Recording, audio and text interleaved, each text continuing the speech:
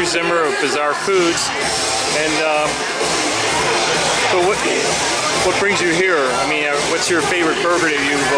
Oh my gosh, I don't know. I haven't had a chance to eat more than one. The lamb and feta burger was pretty darn tasty. I'm here as a Walt Disney World International Epcot Food Festival regular. And we just got into town, and this is my first event of the weekend to kick off the festival. So I'm pretty excited to be here. As soon as I'm done talking to you, I'm going to go eat every burger in creation here. Sounds great. I plan to do the same thing. Yeah. What's your favorite place to eat on property? Oh my gosh, there are so many great places. I love the teppanyaki restaurant at the Japan Pavilion. I love the, what else do I love? Primetime Cafe and Brown Derby over in Hollywood Studios. Over in the Italy Pavilion at Epcot, I like Villa Napoli. So many great places to eat on property. I mean, it is amazing to me. I mean, the Mexico Pavilion has a stop-and-go taco stall that I just love. The food at Walt Disney World is absolutely fantastic. Okay, and in your travels, what's the best thing you've ever eaten? Best thing I've ever eaten, besides dinner at your house, I'm going to say my giant wild porcupine meal with the Juntoisie in Botswana. Anybody have any questions, comments, or criticisms also? I'm willing to hear all of it. Finish your burger, man. Go ahead. Huh? Finish your burger. I just had a bite. We're fine, seriously. What do you got? I enjoy Go Fork Yourself. Love the podcast. The podcast, I know you guys are on hiatus. We're on a hiatus because we're creating a new sort of bigger one that's being sponsored by a big company, so I can't talk a lot about it. Right. But Go Fork Yourself was so popular, we just had, it outgrew our ability to manage it. Right. So now we have a big new podcast that'll probably be launching in about 6 weeks. Oh, awesome. Season premiere of Bizarre Foods on Monday night. I'm in Guatemala. What? It is awesome. We go into our 9th season. We have our 200th episode, airs on October 19th, which is crazy to think we've done. Well, we've actually shot about 240 episodes, but the 200th airs on Thursday. October 19th, which is pretty darn cool. And this is the opening of Epcot in Wine tonight. Yes. So welcome. Welcome. And this is a first-year event, which is kind of cool that they're doing a burger event, right? They work all over the world. Why not here? So many. I mean, when people think about trend, right? I mean, from high-end weird flavor scoop shops to ramen shops to obviously the hamburgers had a pretty good run the last 5 or 6 years as being sort of like the ultimate for pizza. Before that, with the Neapolitan-style individual pizzas, had a nice run as well. I think that foods that are convenient, I think wrapped foods from the Middle East are going to be the next sort of big thing.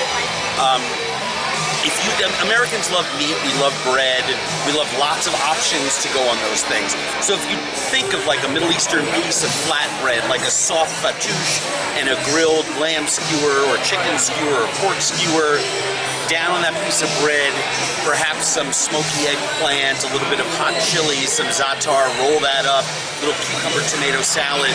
I think that type of thing is going to be the next big thing. I think the one that we're in right now that's like super hot is the chicken sandwich joint.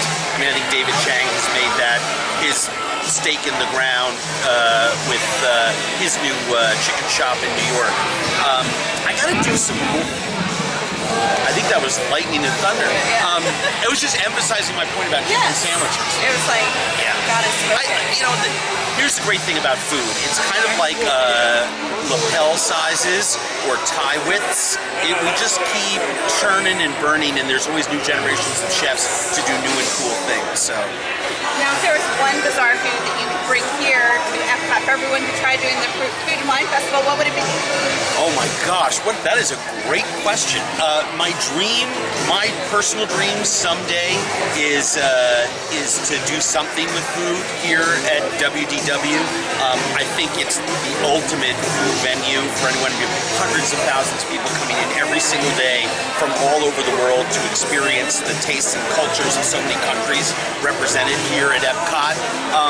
I would probably do my all-beef Piedmontese hot dog, because there's a food that 99% of the ones that are out there are made with such horrible ingredients. I want to, like Secret Service men in front of the president with a bullet flying through. I want to get in the way of people, who are eating them.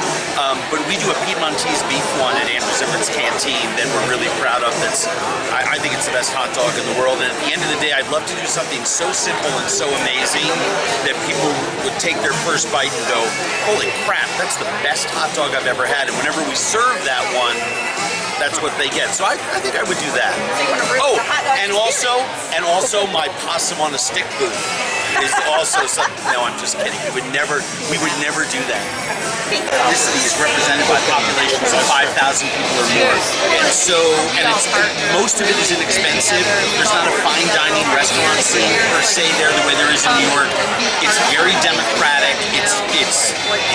I happen to think Queens, New York, pound for pound, may be the best, 20 square miles of eating on planet Earth.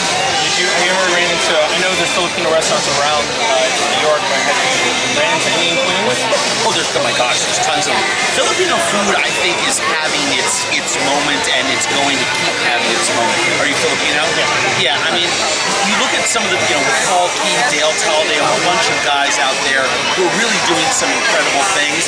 And at the end of the day, because you have the 500 years of Spanish colonialism, you have flavors and techniques mingled in with some of the great tropical Asian food ingredients.